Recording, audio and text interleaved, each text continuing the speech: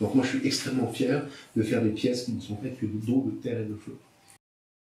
Je m'appelle Jean-Michel, mais j'ai choisi comme nom d'atelier Monsieur Rafale, parce que j'aime bien ce nom, je le trouve amusant, et il m'a permis aussi de diviser ma production en deux ateliers, qui seraient un atelier qui s'appelle Monsieur Rafale Atelier d'art brutal, qui concerne donc des pièces très expressives, avec des techniques différentes, du ragoût, des pierres cuites à haute température, enfin différentes techniques, mais ce qui compte là c'est l'expression avant tout.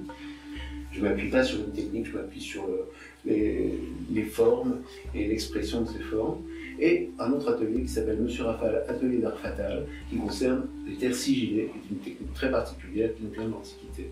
Alors, mon parcours, c'est 30 ans dans le cinéma, à différents postes de la décoration. Et puis tout d'un coup, après 30 ans, pour X raisons liées à ce qu'est devenu le cinéma et ce que j'en pense, j'ai choisi radicalement, et puis aussi des problèmes de santé, et toujours être en dehors de chez moi, hein, parce que le cinéma ça se tourne pas à la maison, ça se tourne toujours ailleurs, à l'étranger, en province, enfin toujours ailleurs. J'en ai eu marre, et au bout de 30 ans, j'ai décidé radicalement de changer de métier. L'idée c'était de trouver un nouveau métier, et il se trouve que j'ai toujours eu un faible pour la céramique. J'en ai fait dans mes ateliers quand j'étais petit. Dans ma profession de déco, j'ai toujours été sensible aux pièces en céramique. Il se trouve que je suis venu aux Étivaux alors que je faisais encore mon ancien métier. Quand j'ai décidé d'arrêter, ici ça allait très bien parce que ce que j'ai choisi c'est de travailler la terre d'une façon très naturelle, en rapport avec la nature. Et ce lieu ici va quand même vraiment bien dans ce sens. Et là, je vais lui donner le galbe, la courbe qui m'intéresse. Donc c'est pas là que je vais pouvoir vendre, sauf peut-être 10 personnes dans l'année qui viennent visiter l'atelier et qui à l'occasion voient quelques pièces traîner et pourquoi pas m'en acheter une, mais c'est pas ça qui...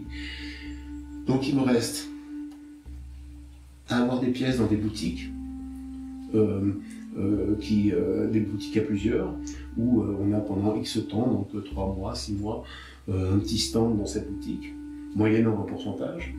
La boutique prend un pourcentage sur les ventes, mais j'ai quelques pièces exposées, et donc là, ces boutiques se trouvent à Riom, à Ambert, à Paris ou ailleurs, à Lyon, pourquoi pas. Donc ça peut être un moyen, mais le pourcentage fait que finalement, au final, il ne reste quand même pas grand-chose sur la pièce.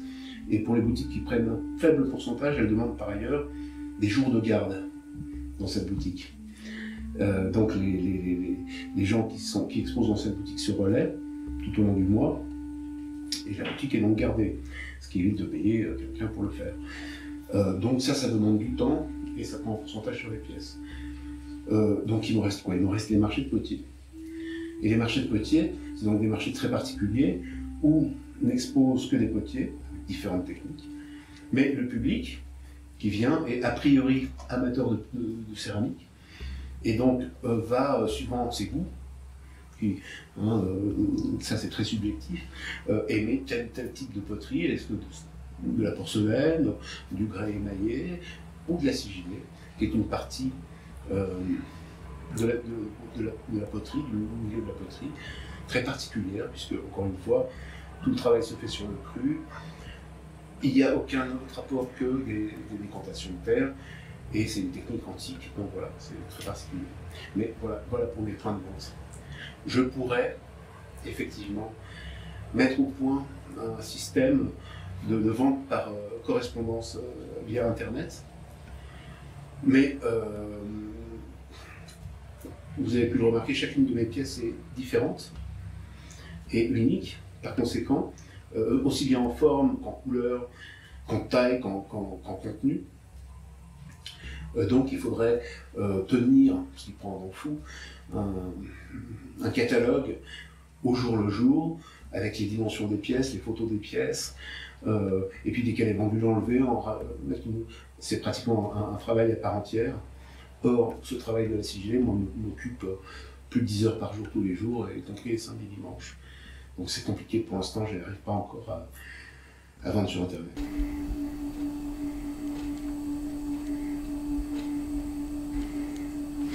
La poterie, ce sont des pièces que l'on tourne, que l'on modèle, que l'on sculpte avec des argiles, faïence, porcelaine, grès, que l'on cuit une première fois, et ensuite on peut les émailler et y rajouter des oxydes métalliques pour donner des couleurs, et recuire ensuite.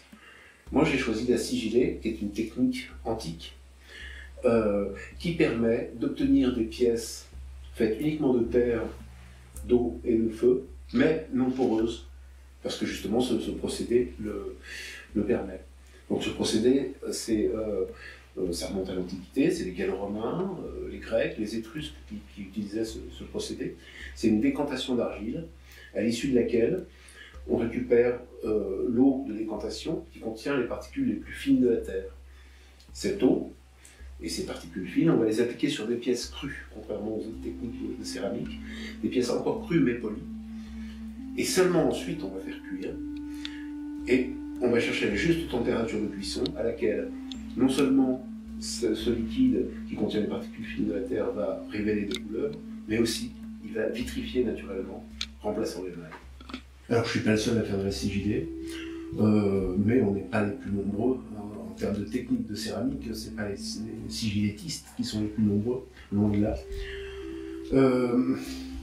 On peut reconnaître une sigillée, déjà, lorsqu'elles sont cuites en oxydation, c'est-à-dire avec un apport d'air dans le four, on est souvent sur les couleurs chaudes.